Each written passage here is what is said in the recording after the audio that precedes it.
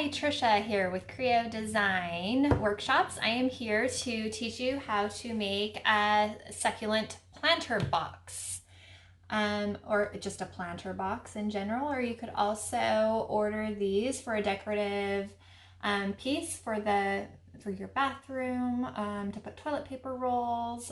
There's a lot of really cute designs. But today I'm going to go over how to make customize the planter box version of this box. So if you've ordered a kit from me, you will have this box, and it will include a customized stencil. And today this one will say "Happiness is Homemade." And a lot of the times these stencils will actually be weeded for you. This one is not weeded. This one is cut, but it has not been weeded, and I'm going to go over that process with you in a minute. A few extra pieces. These are to create extra barriers around your stencil.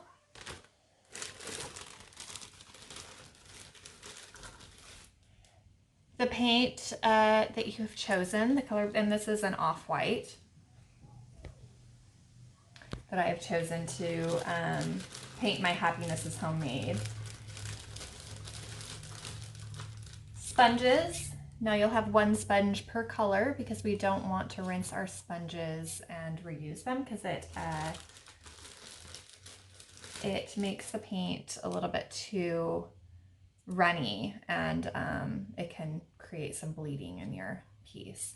Some finish, and the finish will actually just say "finish" right on the top, and you'll receive the finish only if you order the planter box, because I include that just in case it is going to be displayed outside. Otherwise, the wood signs and other boxes don't need a finish over them. A small paintbrush, and that's for the end when we want to touch up a few things. A little pick, and that's to pick off any excess paint you don't want anywhere, and also to weed your stencil if that hasn't been done for you. And some hardware. So with this planter box, I don't include the hardware normally, but for the other planter boxes I do, and also the wood signs. So you can see behind me I have a few different size planter boxes. I have the large address planter box, the medium, and the small. So that one's just a little bit more narrow. So with those, you do receive hardware for the back of your piece. So I'm gonna, if you did order the soil and the succulents, you'll also receive the soil. So this is a really nice soil that I've created with you. It has perlite in it, and it really helps with the drainage of your succulents. So you'll receive 4 or 5 succulents and these are just cuttings. So you can tear off the bottoms of these, and we'll go over that with you later, and then just stick them right in the soil. Rocks, and that also helps with the drainage. And a piece of plastic to help protect your box. So that will go inside your box once we get to that. First, if your stencil has not been weeded, we're going to start with that. And actually what you're going to need from home is some scissors. You might need some scissors, and a plate if you want to put your paint on a plate, and possibly even a ruler if you really wanted to make sure your stencil is placed in the middle. I normally just eyeball it, so if you wanted a ruler, you can grab a ruler. Okay, so we're going to start with weeding. So this tool that I have provided you is a cocktail stick. You can use that to pick out pieces of your weeding. So you're going to want to take off everything that you want to paint. So once you take off the sticker, it's going to be white. So everything that's the white background, that's your paper background, everything that you want to paint is going to have that white background. So we're going to take out everything we want to paint. So we need to make sure we leave those loop-de-loops in, and like the middles of your E's, the middles of your A's, the middles of your O's, all of that will need to stay. And see how right here, the middles of my O's are trying to come up. I just push those down with my stick. Push anything down with my stick. This one's cursive, a script font, so it's a little bit easier to just pull up. Other times you'll need to just like pick up every piece, and I don't have script up for, top there, so it's gonna be a little bit more difficult. And I'm really fast at this. I've done this a lot, so if you aren't this fast, don't worry, it takes some time.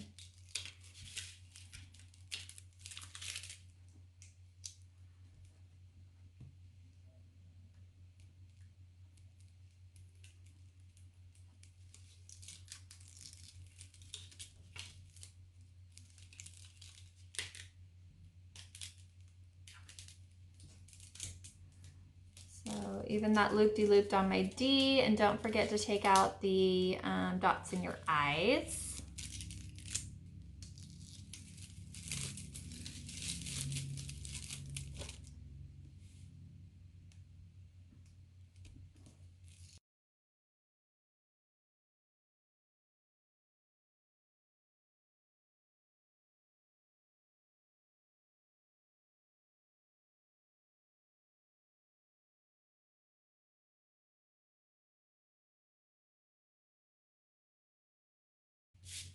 So that is what your stencil will look like after you've done weeding it. And now I'm going to kind of straighten this out. And I think if you order a kit, this will most likely already be. I'm going to just make sure I have that straight line on the bottom. Oh, and it looks like I do, so that's fine. And I'm going to kind of, when I'm placing it, I'm just going to make sure I'm measuring that straight line. And you can see there's a grid system on the back. You just want to make sure you have a straight line to go off of when you're placing it from the bottom and the top. I'm just going to cut off this little extra material right here.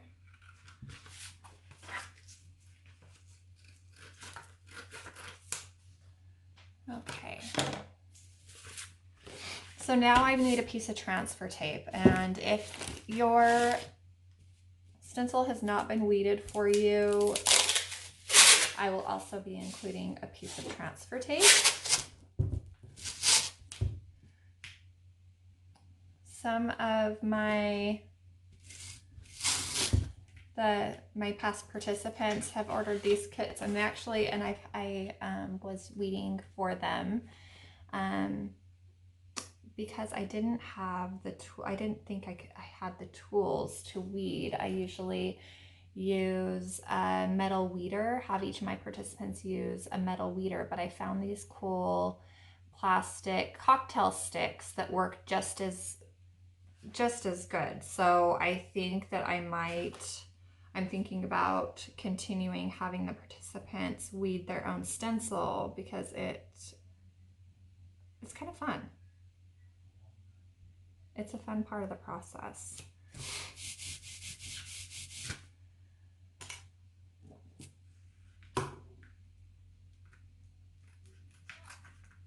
So you will place that on the sticky side. So I place the sticky side up of my transfer tape. So this is the sticky side. And then I laid it flat, and then I just placed my stencil right on top of it. So now I've got the transfer tape. So what this transfer tape does is it's going to pick up the blue off of the back of the sticker, and just hold everything together nicely so we can place it on our piece of wood.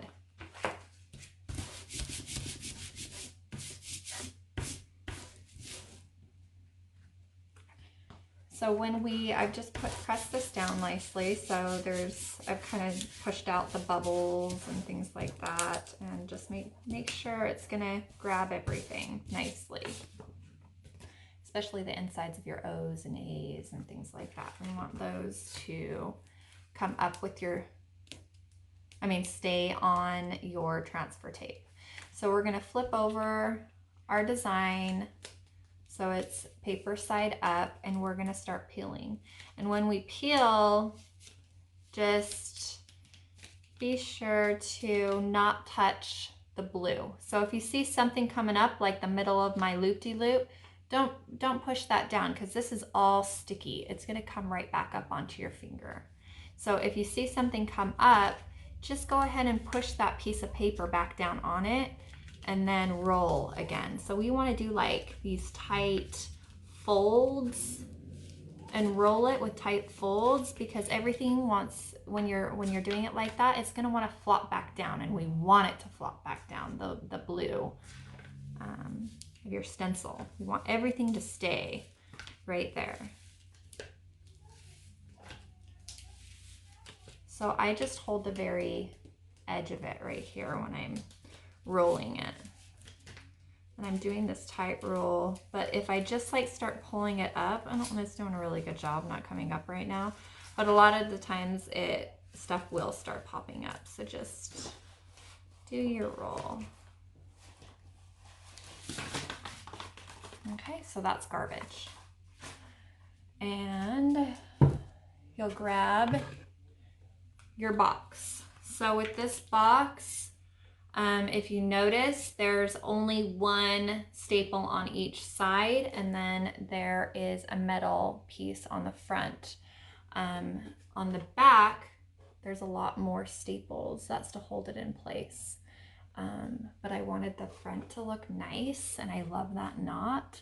So I only wanted the one staple on each side to make it look nice. So these are made by me and my husband, and they have holes drilled in the middle of them, and we cut them and we stain them ourselves, and there's pieces of succulent in there.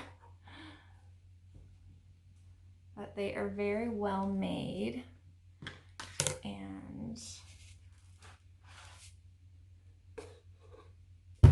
oops, these are like really staticky, so be careful. If you have a large piece, you don't want to just swing it around like that. You probably need more space. And sometimes I'll even have a partner help me, like with the clocks. When I'm setting the clock stencils, I will definitely have a partner help me hold one side of it, and I'll hold the other in placing it. Other large wood signs, but this is a pretty small piece, so I'm just kind of measuring it. I know that there's that straight line on the bottom, so all I'm doing is measuring from the bottom of the blue to there to make sure it's the same distance. And I just hover over the piece of wood until it's where I want it. And sometimes you need to stand up to get a really good visual. If you want to pull out a ruler, you can. I normally just eyeball it. And I feel like that is straight. So I'm going to push it down. Now here you may use a ruler if you want, and I'm going to grab a ruler.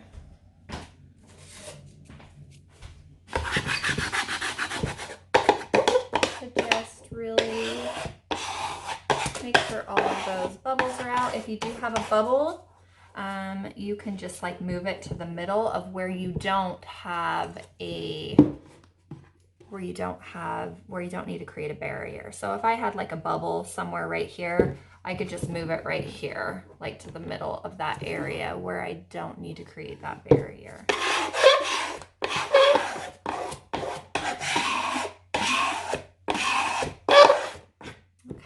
So Once that's on there really well, you can peel off your transfer tape. That's the clear stuff, and we want the blue to stay on there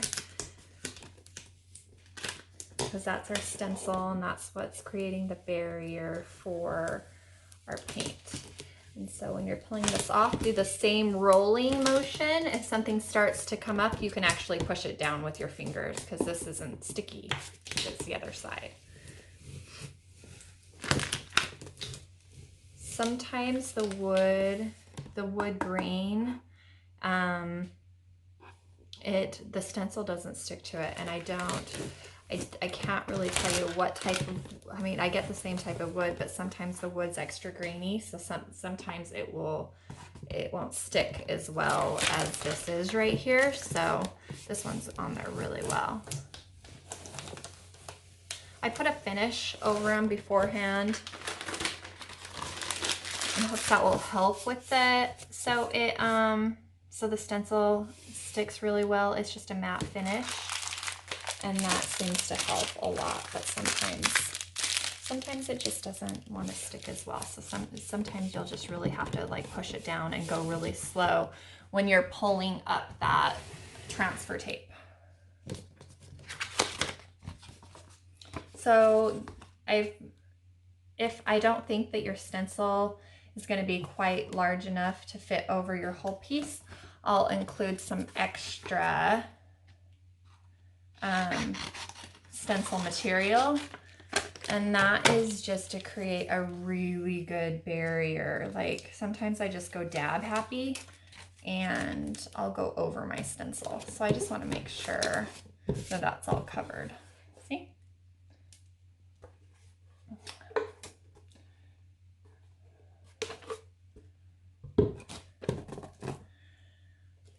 Okay, and now we're gonna grab the paint, and this process you want to make sure you are doing extra light coats, and I can't stress that enough. The lighter the coats that you do, especially if your stencil isn't sticking as well as mine currently is, the better. You want as little bleeding as possible, because it will prevent you from the extra work of having to scrape that paint up after.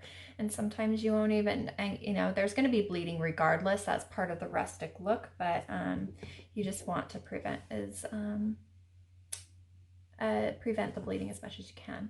And especially where I have this knot right here, there's those, it's just extra grainy, and there's those extra divots in the wood. When the paint goes into those divots, it just follows that crease in the wood. So regardless, I'm probably gonna have a little bit of bleeding right there, but I'm just gonna do an extra light coat there to prevent the bleeding as much as I can. So I have a plate, and I've grabbed just a paper plate to do this. And when I'm about to paint, I just dab it off to the side first, and you can also dab it off to the side of where you're not painting on your stencil, and then pick it up later. So I just want to make sure I don't have a ton of it on my sponge at a time, and I can pick it up from over here and come back. And you can pick some up where you see where it's a little bit heavier on the paint, pick it up, and then just keep bringing it around. Pick it up and just keep bringing it around. So especially in this area, we almost want that translucent, because you want to create that first barrier. And especially after your first coat, it creates a nice little barrier for your second coat, if you need a second coat. Normally with white, you need a second coat. Black, not so much.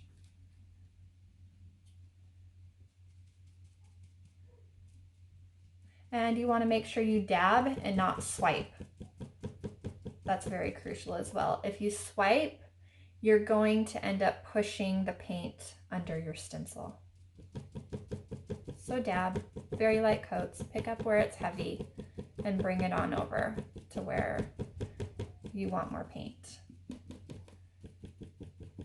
And you want to be sure your first coat is dry before you apply the second coat.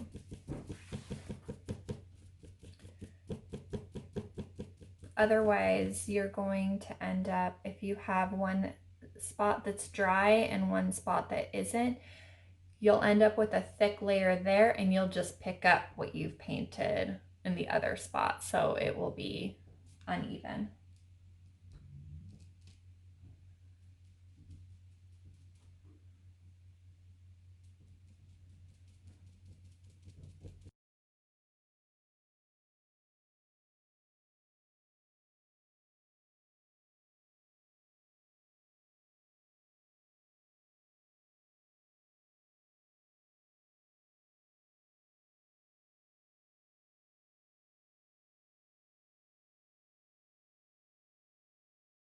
When you get to a point where you are just waiting for your paint to dry, you may use a blow dryer, but it has to be on cold shot. No matter what, it's very important. It's very cold because if it's not, it might fuse your paint to your stencil. And when you lift up your stencil, it might lift off the paint as well. Okay, I blew dry mine for about a minute and a half. It doesn't take long. On cold shot, we want to make sure it's on cold shot so that your paint does not fuse to your stencil and pull up with your stencil when you pull off your final stencil.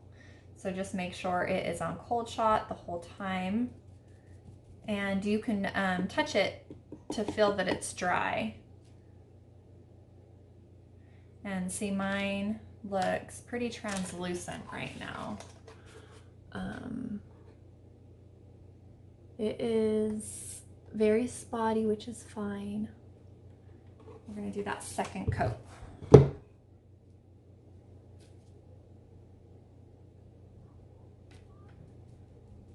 And just dab off to the side. We still want to make sure they're pretty light coats.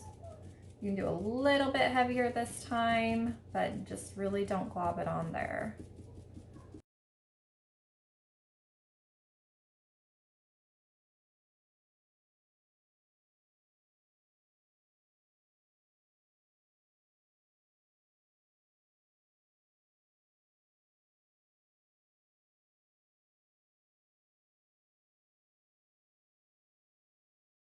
So if you do need to switch colors, just make sure, like I said before, you switch your sponge between each color. When you are waiting for your first layer to dry, just set your sponge to the side, and when you can just reuse the same sponge. Don't rinse it out, it will water down your paint. Even if you really wring it out, it can still water down your paint enough to where it will make the paint bleed under your stencil.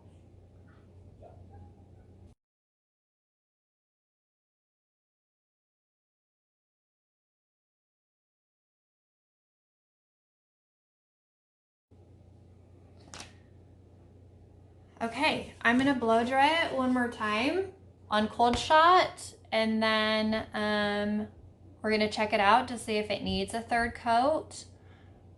But I'm thinking it's not going to, but you never know until after you dry it, so.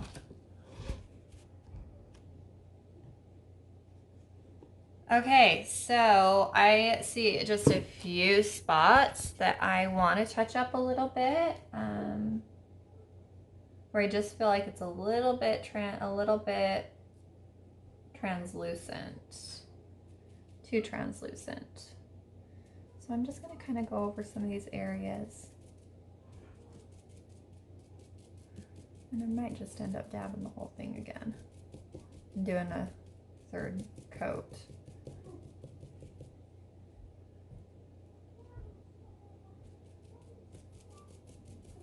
You don't want to do more than 3 coats. It just ends up too thick and it can come up with your stencil.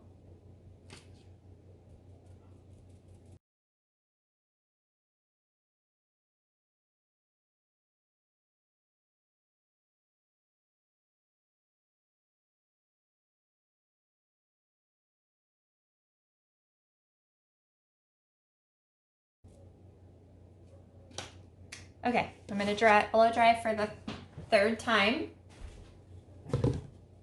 Okay, so that is dry, and I want to, I've been dabbing this whole time, but I understand if on some of the larger letters, like your welcome sign, your tall porch welcome sign, how you're covering a large area with paint. Sometimes the dabbing needs to be smoothed out a little bit. So if you're going to do that on your 3rd coat and smooth out your paint, if you feel like it's just too lumpy and you just want that last layer to be smooth, make sure. So I don't need to do that on this. There's a lot of details in here, and even if I start swiping on this, it's going to go under my stencil. But if you have a large W, or like on your welcome sign, or on your larger signs, how you have your large monogram letter, if you want to follow your stencil and smooth it out, just don't push it under your stencil. Follow the line of your stencil and smooth it out. And then once you get to the bottom, follow it around, and just really try hard not to push any paint under your stencil. And that is a way to smooth it out if you don't like that. If you have a really large letter or design and you don't like the way the dabbing looks at the very end. So this is done and dry, and I'm peeling it off. The insides are going to stay until I can pick them out with my picker. You can just rip it off. You don't have to be careful.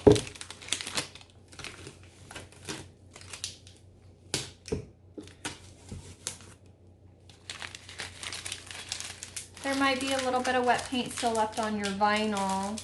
Just be careful that it's not on your hands when you're touching your wood. And there's my picker. And I'm going to pick out this stuff.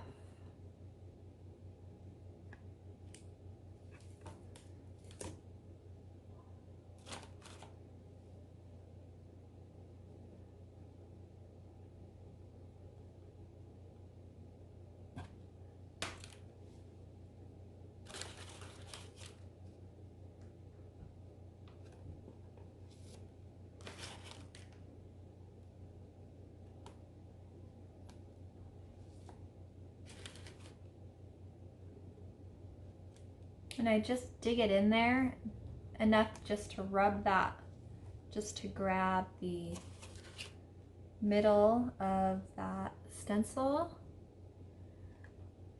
And then you can grab it with your fingertips.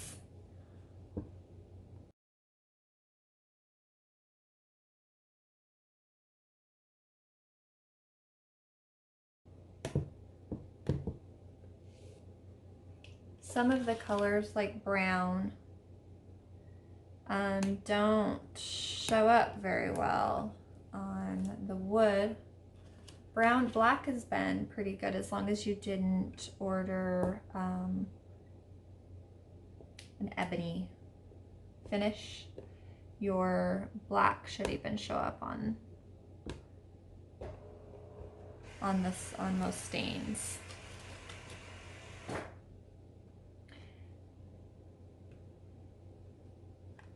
But the brown and the tans, they tend to not pop as much, but some people still like that.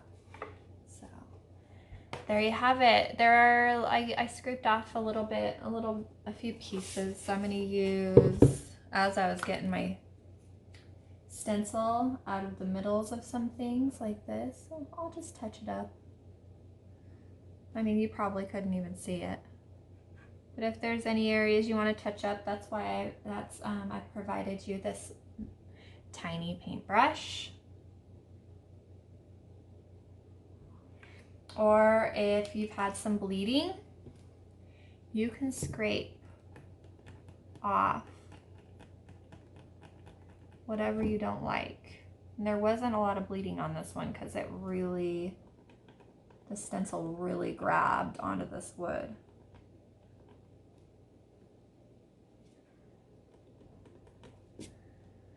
I mean, there's tiny bits, but I don't mind a little bit of bleeding either. I think it looks nice when it's not perfect. So that's our finished custom painted piece. Now we're gonna get to the planting of the succulents if you ordered that portion of the box. If you did not, actually I'm going to go over for those that did not order a box. I want to go over the process of hanging up your sign or your address box. I've included 2 D-rings. These are the D-rings.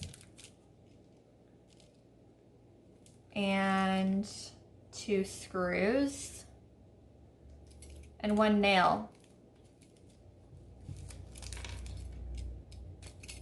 So when you're hanging your piece, I measure about, that's still kind of wet, so let me get something else. So when I'm going to use this as an example instead of my planter because it was still wet.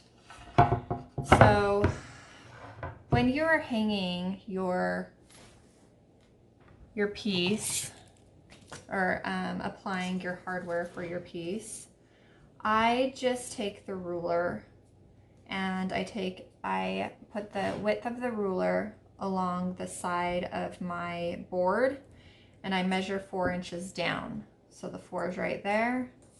3, 2, 1, 0.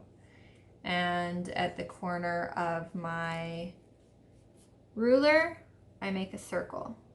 And I do the same thing over here on both sides. 4, 3, 2, 1, 0. Dot. There's my 2 dots. So I have a nail so that if you don't have an electric screwdriver, this makes it easy. It paves the way so you can hand screw it in. So I hammer it in and then pull it right back out.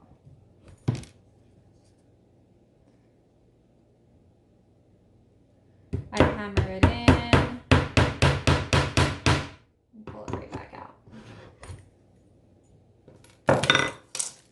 Now I can take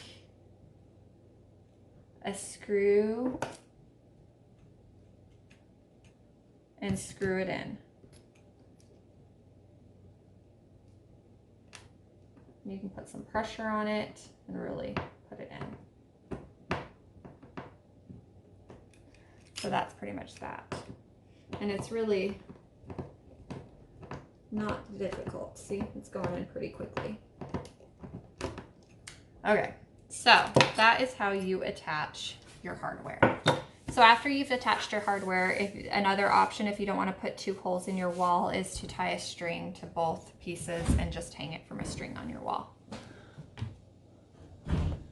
So I'm not going to put hardware on this one since it's just going to sit on a table outside. So you should have your plastic, and if you can line your piece of wood with plastic and then take a pen or a pencil and just poke holes in that plastic where your holes are. You can even use some scissors. This is going to help with your drainage. It will also drain along the slits of your wood, so you could even make a couple of little holes in the slits of your wood.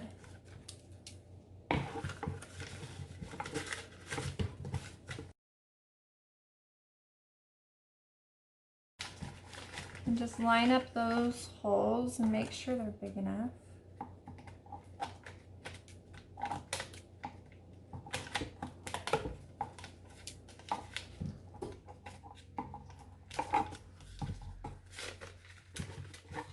I'm just going to cut little slits in there. There we go.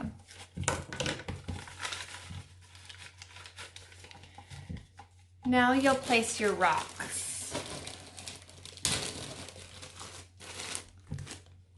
Hold that plastic in place. And this helps with the drainage of your succulents. And then you'll pour your soil.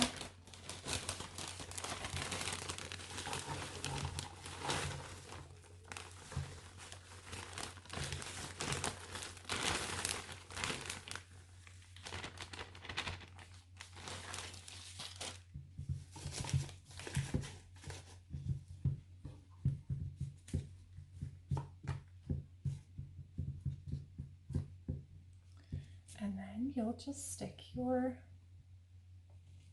succulents right in there, however you want to design your piece here.